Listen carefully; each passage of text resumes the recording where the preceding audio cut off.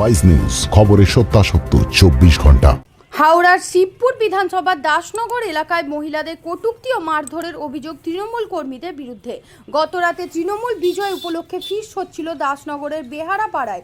অভিযোগ, এখান থেকেই মদ্যপ অবস্থায় তৃণমূল কর্মীরা মহিলাদের কটূক্তি করে, প্রতিবাদ করলে মারধর করা হয়। শিবপুর ব্লক সভাপতি মহেন্দ্র শর্মার উপস্থিতিতে এই ঘটনা ঘটে বলে অভিযোগ। মহিলাদের ক্ষোভের মুখে পড়েন মহেন্দ্র শর্মা। খবর পেয়ে ঘটনাস্থলে আসে দাসনগর থানার পুলিশ। টিনা বেরা নামে এক মহিলা জানান, কটূক্তির প্রতিবাদ করলে গালিগালাজ ও মারধর করা হয়। বাধ্য হয়ে মহিলারা আত্মরক্ষায় তৃণমূল কর্মীদের মারধর করে। মহেন্দ্র শর্মার লোকেরা সব এখানে ফিস্ট করতে এসেছিল, ওই মাথাটাতে ফিস্ট হচ্ছিল, ঠিক আছে। ওখানে ফিস্ট হচ্ছিল, তো ওখানকার কিছু মদ্যপান অবস্থায় ছেলেরা এসে এখানে সব অশ্লীলতা করছিল, এরকম সিগারেট খাচ্ছিল, বের করছিল, তারপরে বলে মেয়েদেরকে টিস করেছে, ঠিক আছে। ওইগুলো বাধা দিতে যাবায় মেয়েদেরকে মেরেছে। তো ওইগুলো দেখে কয়েকটা ছেলে বেরিয়ে যখন প্রতিবাদ করেছে, তখন ওরা তাদেরকেও মেরেছে, চুলের মুঠি ধরে পেটে লাথি মেরেছে, সব গেছিল মেডিকেল করতে। ওরা সব এটা কারা মেরেছে? মহেন্দ্র শর্মার লোকেরা। এমনকি আজ থানায় অভিযোগ করতে যাওয়ার সময় হামলা চালানো হয় বলে অভিযোগ। পরে পুলিশ এসে অভিযোগকারীদের বাড়ি পৌঁছে দিয়ে যায়। মহেন্দ্র শর্মা সমস্ত অভিযোগ অস্বীকার করে বলেন, দলের একাংশ এসব অভিযোগ এনে তাদের কালিমা লিপ্ত করার চেষ্টা করছে। শিবপুরের বিধায়ক তথা মন্ত্রী মনোজ তিওয়ারিকে নেতৃত্ব এবারের এই কেন্দ্রে যে সাফল্য এসেছে তা মেনে নিতে না পেরে দলের অন্য গোষ্ঠী এসব মিথ্যা অভিযোগ করেছে। গতকাল বিজয় মিছিল হয় ও রাতে ফিস্ট করা হয়। মহেন্দ্র শর্মা জানান, সেখানে তিনি উপস্থিত ছিলেন। তাদের ওপর অতর্কিতে আক্রমণ হয়। দুজন গুরুতর জখম হয়েছে, একজন হাসপাতালে ভর্তি। দুই পক্ষই থানায় অভিযোগ দায়ের করেছে। তদন্ত শুরু করেছে পুলিশ। এলাকায় পুলিশ পিকেট বসানো হয়েছে। তখন সবাই খেয়ে দিয়ে আমরা সেগুলো আমাদের পাড়ার লোকেরা কেউ ওখানে যায়নি। ওদের ব্যাপারে হচ্ছে যে যেহেতু আমাদের পাড়ার কেউ থাকে না, কেউ যায়নি, কিন্তু ওরা আমাদেরকে কোনো গ্রাহ্য করছে না। আমাদের এইগুলি খুঁজে যাচ্ছে, ওখানে খাচ্ছে, এইগুলোতে দাঁড়িয়ে সিগারেট খাচ্ছে। টয়লেট মেয়েরা বলেছে টয়লেট করে দিচ্ছে সামনেই, তাও কোনো মেয়ে কোনো প্রতিবাদ করেনি। ঠিক আছে, আমরা নিজেদের ঘরে ঢুকে গেছি। যখন আমরা এখানে রাস্তা ধারে গেছি, দেখছি দুটো ইনি ছিলেন আর একজন ছিলেন, এখানে বসেছিলেন। তাদেরকে হঠাৎ তিনিয়ে গালাগাল করছে, গালাগাল করতে তখন এদেরকে মারতে লেগে গেছে। তখন সবাই বেরিয়ে গেছে যে কেন মারছেন দাদা। তখন আরো কথা শুনছে না, এত মেয়েদেরকেও ধরে মারতেন, চুলমুটি ধরে করে লাথি মেরে ঠিলে ফেলে দিচ্ছে। তখন আমাদের ঘরের ছেলেরা বেটা ছেলেরা দিচ্ছে, তখন মারধর করছে ওদেরকে। মারধর করতে করতে তখন অর্ধেক ছেলেরা পালিয়ে গেছে। যখন আমাদের পাড়ায় আমরা তো নাম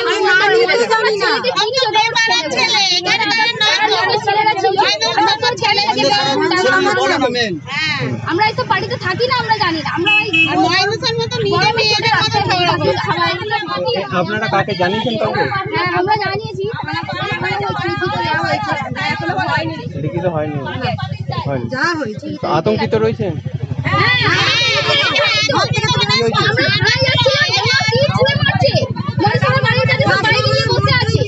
মানে রাস্তাতে যাচ্ছিলেন, তাহলে আমরা কি ঘর থেকে বেরোবো না? আমাদের ব্যাটা ছেলেরা খাবেন, আমরা কি চাইছেন এখন? না, আমরা প্রতিবাদ চাইছি, এটা যাতে না হয়। ওরা বেপারা থেকে এসে আমাদের পাড়ায় ফিস্ট করবে, উল্টে আমাদেরকেই মেরে যাবে, সেটা তো হয় না। একটা মেয়ে বলে, তা আপনারা তো নেতা করেন, আপনারা নেতা করছেন, আমাদের গায়ে হাত দিচ্ছেন, তাহলে কি নেতাগিরি করছেন আপনারা? নেতা এসে মেয়েদেরকে ফেলে যাচ্ছে মারবে বলে, কে এসেছিল? উঠে যাচ্ছে মারবে বলে।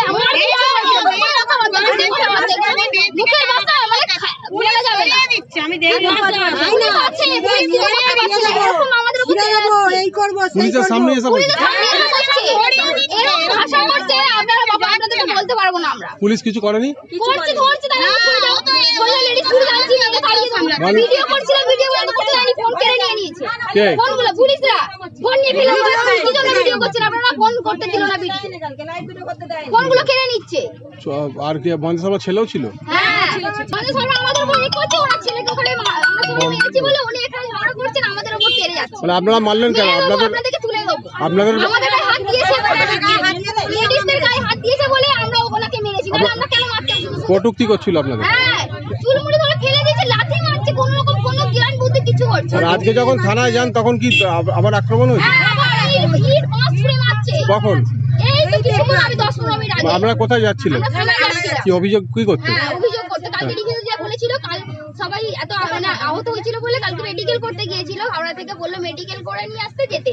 এবার কাল সকালে জানে, সকালবেলা সবাই বাড়ির কাজ করে, যে যার কাজে চলে গেছিল, এই সব এসেছে। এবার আমরা যাচ্ছিলাম যে লিখিত দেওয়ার জন্য, তখন ওরা ইট বাঁশ যা পারছে মানুষ আমার বাড়ির কাছে সব বসে আছে, বাইক নিয়ে সব ছুঁড়ে মারছে। আমাদের একটা ছেলেদেরকে পুরো তাড়া করেছে মারবে বলে। আপনারা যে আজকে থানায় যাচ্ছিলেন, এটা কি নিজেরাই সিদ্ধান্ত নিয়েছে? মানে কেউ আপনাদের বলেনি? কেউ বলে বিয়ারাপাড়ায় আমাদের একটা ফিস্ট ছিল, তো সেই ফিস্টে আমাদের প্রত্যেকেই অংশগ্রহণ করে। প্রায় 500-র উপরে সব ছেলেরা ছিল, তারা খাওয়া দাওয়া করে সমস্ত চলে যায় এবং সম্পূর্ণটাতেই আমি সম্পূর্ণটাতেই উপস্থিত, পুরো মিছিলটাতে উপস্থিত, ওইখানে উপস্থিত। এবং উপস্থিত থাকার পর আমি ওইখানে যখন সমস্ত খাওয়া দাওয়া হয়ে গেছে, খাওয়া দাওয়ার পর তো একটা গোছানোর ব্যাপার থাকে, যেহেতু ফিস্টের ব্যাপার আছে একটা আছে, আমি ওই জন্য নড়িনি, আমি নিজে বসে আছি যে সবাইকে বাড়ি পাঠিয়ে তারপর আমি লাস্টে বাড়ি ফিরবো। তা আমাদের কখনো 200 লোক হয়েছে, কখনো 300 হয়েছে, সব তো খাওয়া একসাথে তো খায় না, আগে পিছু করে সবাই খাচ্ছে। আমিও বসে স্বাভাবিকভাবে প্রক্রিয়া চলছে, প্রায় 500-র ওপরে লোক খেয়েছে। খাওয়ার পর এবার গুছানোর পালা চলছে, যেগুলো তুলতে সময় লাগে, তখন প্রায় 11:30 থেকে 11:45 নাগাদ বা 11:15 থেকে বাদ। এবার সেই সময় আমাদের ছেলেদের সব এক এক করে বেরিয়ে যাচ্ছে। এবার এই এক এক করে বেরিয়ে যেতে গিয়ে এবার লাস্টে কয়েকজন ছিল, তারা এবার বললো কাকু আসেন, এবার তোরাও চলে যা। আর কেউ নেই সেই মুহূর্তে। হালিকর তার মাল তুলছে, চেয়ারগুলোকে সাইজ করে দিচ্ছি, রাস্তায় পড়ে আছে, আমি চুপ করে বসে আছি। যেটা হয়ে গেলে এবারে তুলে দিলে হালিকর বেরিয়ে যাবে, আমি যাব। ঠিক সেই মুহূর্তে 5টা ছেলে যখন ওই বিয়ারাপাড়ার ওপর দিয়ে যাচ্ছে, তাদেরকে ওইখান থেকে ছুটে আসে, এই বিজেপির ফ্ল্যাগ খুলছিস কেন, বিজেপির ফ্ল্যাগ খুলছিস কেন? তো যে বিজেপির ফ্ল্যাগের খোলার সাথে তোমাদের কি সম্পর্ক আছে? তোমরা বিজেপির ফ্ল্যাগ আমাদের ফিস্ট হয়ে যাচ্ছে, আমরা চলে যাচ্ছি, এখানে তোমার বিজেপির ফ্ল্যাগের ব্যাপার তোমরা কেন ধরছো কেন? না, তোরা বিজেপির ফ্ল্যাগ করছি বলে সঙ্গে সঙ্গে ভেতর থেকে ওরা হুড়ুর করে চলে আসে। এবারে এই 5-6 জন ছেলে সেইখানে দাঁড়িয়ে স্বাভাবিকভাবে প্রতিবাদ করে যে কেন তোমরা এইসব করছো, আমাদের ওপরে এইসব হয়ে গেছে। সঙ্গে সঙ্গে ওখান থেকে অনিমেষ বলে যে ছেলেটি, সে সঙ্গে সঙ্গে ছুটে আসে আমার পাড়া, আমায় বলতে হবে কি হয়েছে বলেই সে সঙ্গে সঙ্গে আসে, এদের সাথে হাতাপাত দিয়ে লেগে যায়।